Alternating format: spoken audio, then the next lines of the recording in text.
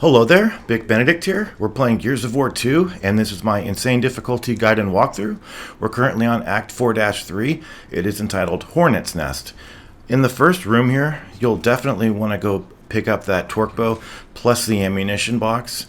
If the ammunition box doesn't give you any rounds for the torque bow, or if you think you've gotten shortchanged a little bit, you can keep resetting there and farm for torque bow arrows if you like. Now, I am coming into this stage with the sniper rifle as well.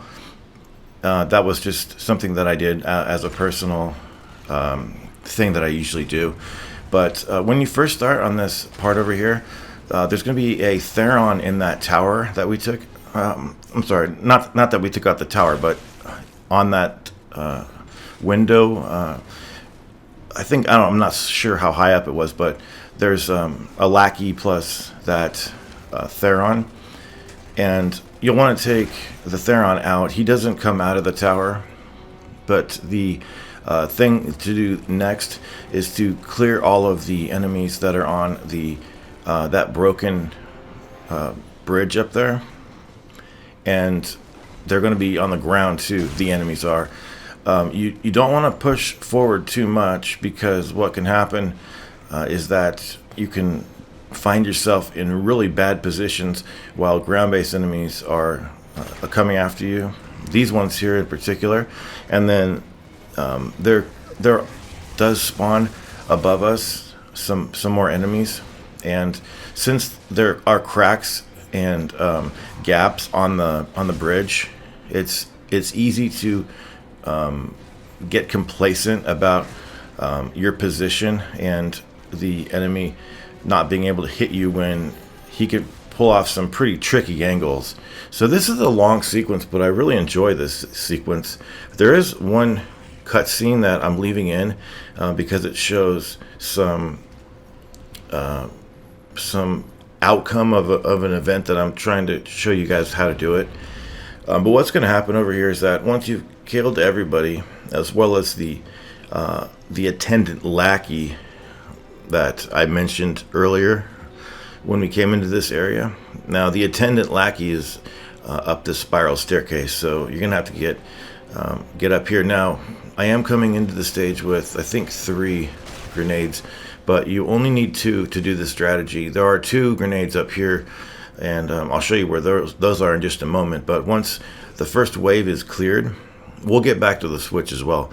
And still, you don't get a checkpoint. You want to equip your grenades, and we're going to frag tag a couple positions over here, because through this door here, there's going to be some enemies that come out once you pull the switch. So place these 2 grenades far apart from each other so that they don't detonate in a chain reaction, and you won't get enough kills that way. But there's several Scorchers that march out, as well as some Therons, and it's really satisfying to watch them come out and get killed in that cutscene. And over here is that cache of grenades right over here. So you'll pull the switch, and then you'll actually see the enemies getting turned to chunks. So it's hard to tell, since it happens so fast, how many get killed. I just love this, though, a couple of Scorchers. So that's the first explosion, and then the Therons over here, they'll be coming out. And then did you see that shaking of the screen there and the light? That was the second detonation going off. There appears to be too many enemies to be able to kill all of them with just 2 grenades used for proximity mines. If you didn't know, in Gears 1 through 3, as well as 4, with the exception of Judgment, you can only have, at any time, 2 grenades placed on surfaces. If you place more on a surface, if, say, for instance, you want to place 3, well, then the grenades will start detonating based on the one that you planted first. So you can only ever have 2 grenades stuck to surfaces for proxy mines, which I don't like, because it's just too limiting, and it's not fun. But Judgment made it fun though, because you can have, I know you can have at least 4 out at any given time, but it could be more. It really could be more. I just love that though. So on this next part, there's going to be a Grenadier that charges you, and it works on that old video game conceit of, if you're looking in the direction you're anticipating him to come charging at you he won't come that way. So he'll either come straight ahead or to the right, and same goes for the Bloodmount over here. So I would use the torque bow just for its raw power, and just retreat back here. And then with those 2 enemies killed, there's going to be 2 more enemies behind some cover over here. And the switch that you see me standing by right over here, this one right here, the switch, it will lower their cover, but it's not necessary.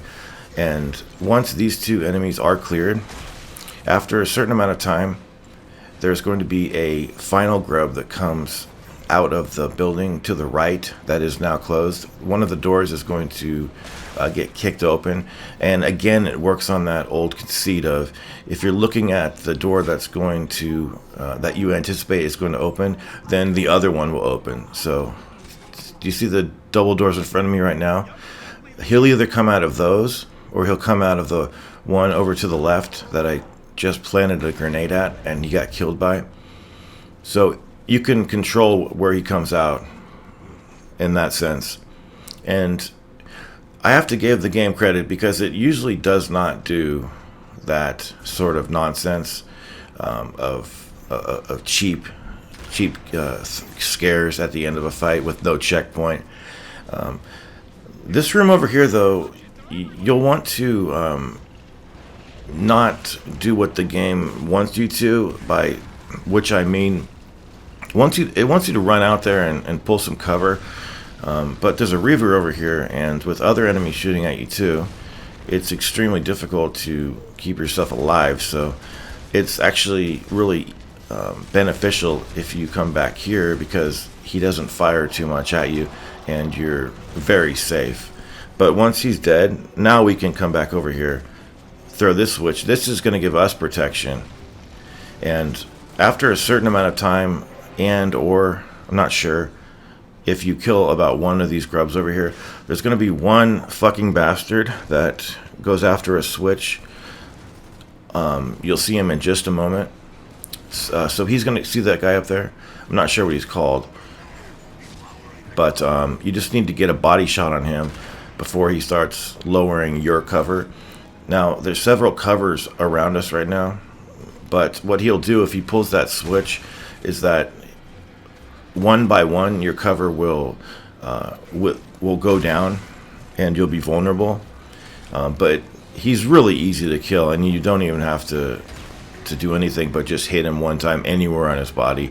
He's like that Locust Engineer earlier in the game that was trying to flush us out of the reservoir, or for lack of a better word. Now, these 2 grinders up here can be spawned if you go up far enough on the tripwire point, and it would be not a good idea to spawn these guys with everything else going on. So my best advice is just to kill everybody and then push forward enough to pass over whatever trip point exists over here. I'm not sure where it is, but there's such slow moving enemies that it doesn't really matter if you're about this close to them at all. And that is finished. There's a cache of ammunition right here. You'll definitely want to pick that up. I love those caches. I mean, they gave us sniper rifle ammunition and torque arrows. Hard to get stuff, but anyway, on this first part, you want to quickly run over to the door. Not that door to the left. This door over here that's closing now. And this is a very good room that has the advantage of having a powerful troika in it. If you don't make it in time, if the door closes on you and you can't get in that room, if you do reset the checkpoint and start running immediately after respawning from the load screen, you'll have chance after chance to go and run down to that room before the door closes. So it's not like a one-time thing. And then you can get on the Troika, and you're pretty safe on the Troika, actually. To be honest, this room is not too bad. You're not ever in much danger. I mean, you can get rushed sometimes, or have a grenade get thrown at you, or have to revive Dom and then get killed. But once you clear a wave, you'll push up, and then you can fall back if you want to, and go back on the turret. So it's a pretty manageable section. But the next, I think it's the direct next section, is quite disgusting. The second half of it, that is. So pick up all the loot over here, and then there is going to be I think one more wave, if I'm not mistaken. Yeah, here we go. That's possibly a Scorcher. Having the torque bow, though, is pretty good to have on this upcoming part. So I've got the long shot and the torque as usual. But what you're going to be dealing with is kind of the typical mess that you have to deal with in some of these sections on Gears. You've got things shooting at you from all directions, and it's not this part. I'm sorry. This is this part's absolutely fine. I'm not sure why it wouldn't roll me into cover there, but sometimes that guy has a different position, but you do want to hit the Scorcher's tank, and then the bridge will get destroyed there, and then you are going to have two butchers walking over to you. So I usually plant grenades to weaken them, and then just finish them off. If you've got some grenades here and you're concerned about might not want to use them, there is a room over to the left that I'm going to show you after this.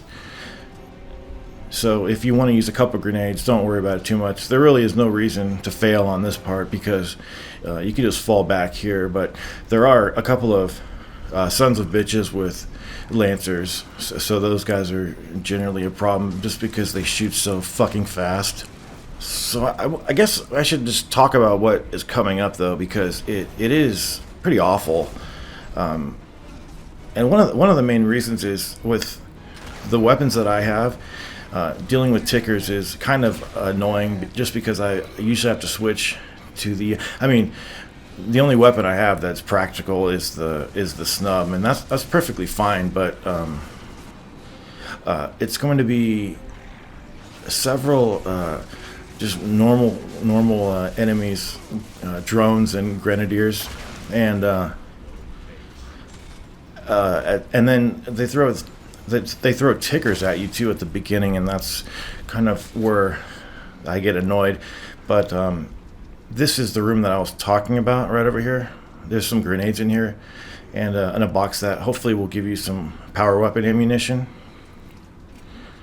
Okay, so it is a two part section. And the first part is very simple. You're just going to have a couple of enemies that you usually just kill with some frag grenades that are available. There is a sniper rifle coming up, but if you don't have a torque, there's not one of those. So the main problem is just getting randomly killed by the Reavers. They just don't give you many good spots to stand. If you shoot this tank right here, it's going to cause that column to fall down and have cover. I love things like that, but I throw a couple of grenades over here because there's a couple over here to get replenished. And at the beginning of this next fight, if you want to, you can run all the way from over there where you start back to over here and kind of get behind the enemies. But Dom is always going to fall in combat, and you're going to fail. So you just can't do that. But this is the really obnoxious part. So there's going to be tickers at first. Thankfully, the other enemies just mind their own business and stay behind their cover. But you are going to have tickers. So there's like 6 of them, and I generally find it's pretty. I can't even say that it's safe in this position because once the Reavers come out, you really need to be in cover. And even if you are in cover, sometimes you just get killed by the splash. But you are going to get a Y prompt over here. These guys are pushing forward a little bit, but they're not going to do anything bad. So the Y prompt, that means the Reavers are coming, and you have to deal with just a lot of shit at the same time. But make absolutely sure that you're behind cover, like in cover, when these Reavers are going to alight. So it's going to be one just flying around, and then one that alights, and he will not fly up again. So he'll just be on the ground, and you're supposed to kill it. Dom falling in combat over here is not that bad. So, that's a small blessing. But you definitely want to use something like the torque bow over here. Dom always stays in that middle part too. I've never seen him move anywhere besides that area. But keep focusing on hitting the Reaver in the head as much as you can, and the other one can shoot rockets at you too. That's the really bad thing. So they've got a lot of HP, and it's quite difficult. But once the first one is down, the other one you'll be responsible for killing it. But see how it's over here? It doesn't always come over here, but if it does, it's kind of a hard situation to deal with. Because you have really nowhere to go, because there's so many enemies on the other side that will just shoot you down. And if this second one alights far away, like where the other one was, you'll be in for a much easier time than I was over here, because this is just not ideal. It really is not. So you've just got to be extremely accurate here and fast, and put this thing down. When it is down, though, you're going to have the wall behind you come down, and then there's one guy with a mortar, and you need to be in cover, because if he gets off a blast, the mortar can potentially hit you. So you just want to hit him with any body shot that you can. I was kind of frustrated here because I'm not sure, the reload was too slow with the. He got off a blast, and yes, Dom is over here, but the fight's over. Don't run to the next checkpoint area, because you can if you don't have many. Actually, just don't do it, because even if there's one enemy left, it could put you down. So finish everybody off. Just finish everybody off. Have I ever tried to just run to the other checkpoint? Yes, I did, and they put me down really fast.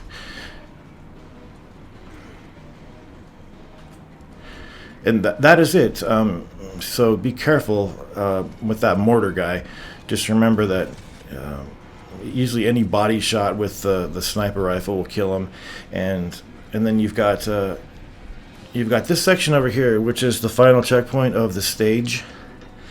For some reason, you have to pull that lever twice to have the cover down. You are going to see the cover immediately down over there. The first thing you want to do, though, is kill this mortar enemy. If he gets off a blast, you can survive it if you run away fast enough, but usually you'll get killed by other enemies shooting at you. So I'm not sure why you have to pull this thing twice after a checkpoint. Dom falling in combat over here is pretty common. If he's on the other side, it's pretty much suicide to go get him. This kind of situation's fine. I think he's calling for a medic too. Nobody is a medic. It's kind of funny, but yeah. Anyway, so do what you can to pick him up if you need to. And do you see where I was going around that piece of cover over there? You need to be outside of the cover and just shoot around it. And then you want to quickly run over here, take out the enemy with the incendiary tank. There's one more incendiary tank to take down, but you have to pull the switch, I think, to get a better angle at it, but possibly not. But you want to do this quick because you do have a mortar enemy over here, but you'll kill him if you shoot that. Okay. And then when everybody's dead, you're going to cross over a tripwire, and there's going to be 2 grinders and some tickers and a mortar, and it's a really horrible situation, so you want to fall back. I wouldn't stand there with a mortar, even if you're behind cover. I would just get as far away as you can and snipe them and hit them with the torque, or use the mortar from over here. But be careful though, because if tickers run up to you and you've got a mortar, you're probably not going to be able to drop it and switch weapons. You certainly can't melee with it. But there are a couple of tickers, and it's not a Cantus that is summoning them, so they're just 3 or 4 of them. Yes, Dom can easily fall in combat over here, so be really careful.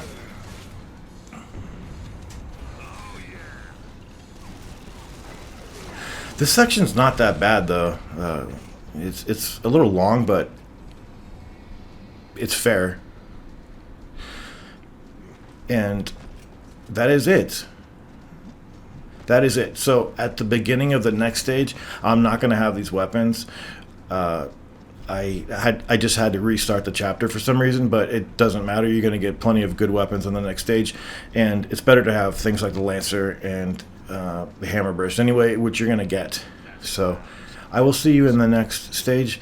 Till then, please take care.